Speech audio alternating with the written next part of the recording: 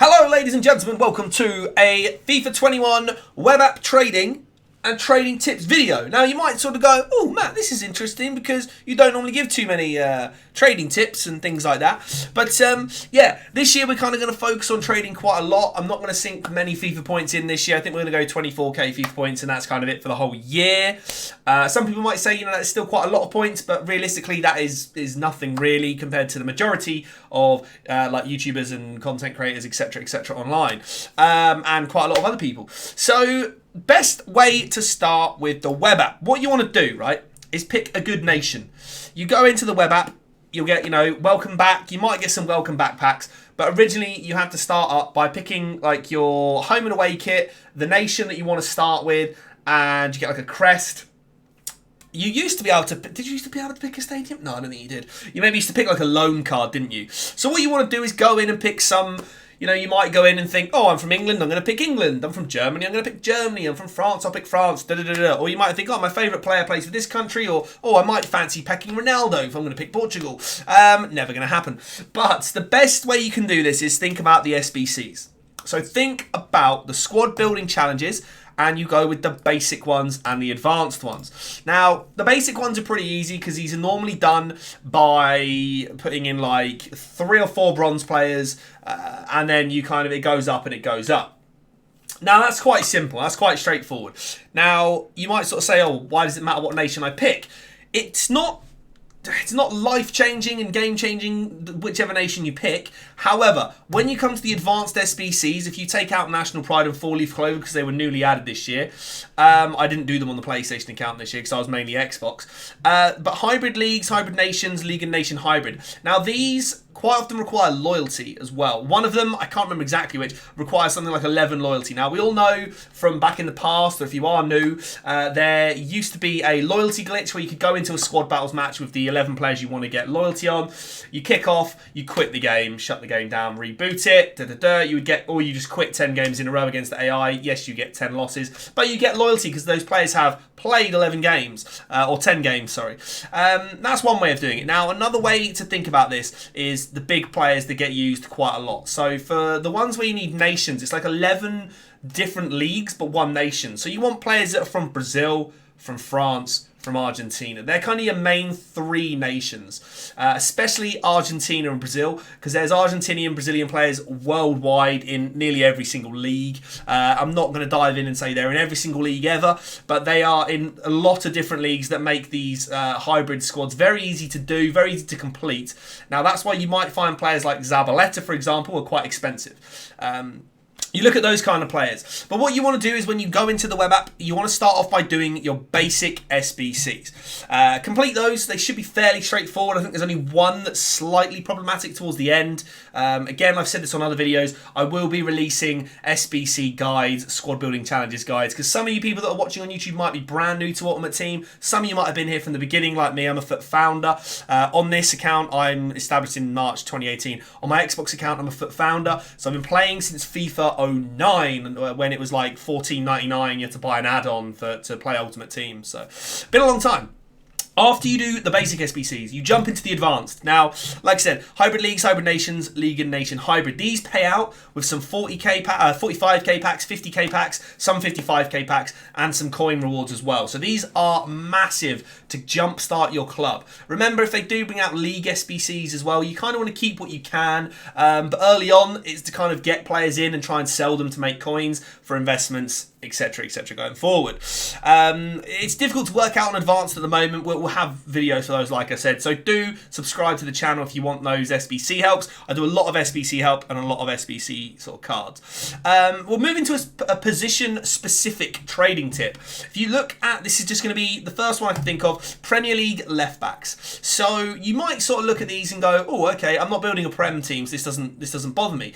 This doesn't matter. Trading doesn't matter what team you're building, what team you're going for, what team you love, what team you hate, what player you love, what player you hate, who's your favourite player, who's your most hated player. It doesn't make a difference. Trading doesn't take into account any of that.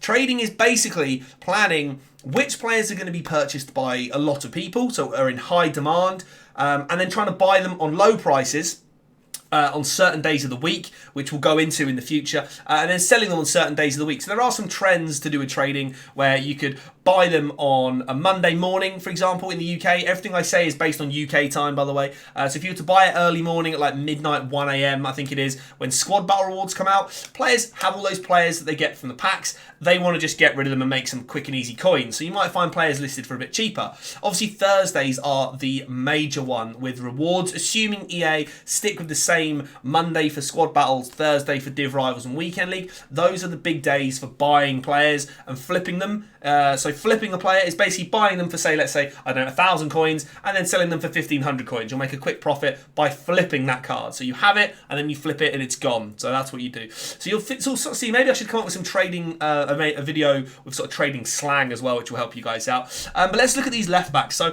Robertson's obviously going to be massively expensive. He's a very high rated player.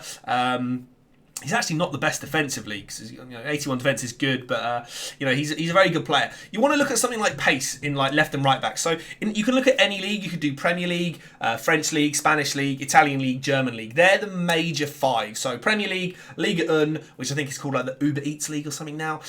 You want to look at La Liga, Serie A or Calcio A as it is in FIFA, and the Bundesliga. They're the main ones that people go with. You can look at Liga NOS.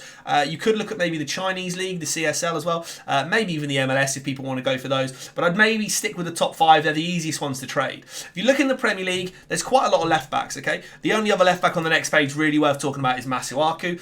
All you want to look at is pace to start with. Pace, defense, and physical. Don't worry too much about anything else stat-wise because it's not overly important. People mainly want to go for pace players. You can do this with every single league. So you look at someone like Digne. He's going to be expensive because he's an 84 rated, but actually his stats aren't that great anyway. Again, not the quickest. You want to look at players like Reguilon who's joined Spurs. He's going to be expensive, 85 pace. You might look at players like Mendy. He's also a non-rare. That's another thing we can dive into eventually is non-rare trading. Van Aanholt's got pace. Tierney's got pace. You've got Van Aanholt, Tierney, Reguilon and possibly Mendy who have more than 80 pace. You've got Emerson in there as well and then Masuaku as well. So, there's quite a few there that you could look at. Now, then you want to look at their defending stats. So you've got players like Reguilon's not got the most defence and physical, but actually Luke Shaw's got really good defence and physical. People are going to be building Premier League teams. They're going to be building Spanish team. Bundesliga is definitely key. I would say it's going to be Premier League, Bundesliga, and then maybe Spanish, Italian and French in that order of how the majority of players will build in that way. Premier League's always the most popular, always the most expensive. So what you want to do is look at flipping these, these icon cards. You want to look at flipping these sort of meta-looking cards. So you want to look at the players, in this position, it's pace. Strike force, for example, if you want to go for a striker, you want to look at a player that's fast and good shooting. Someone like, obviously, Vardy's quite high rated this year.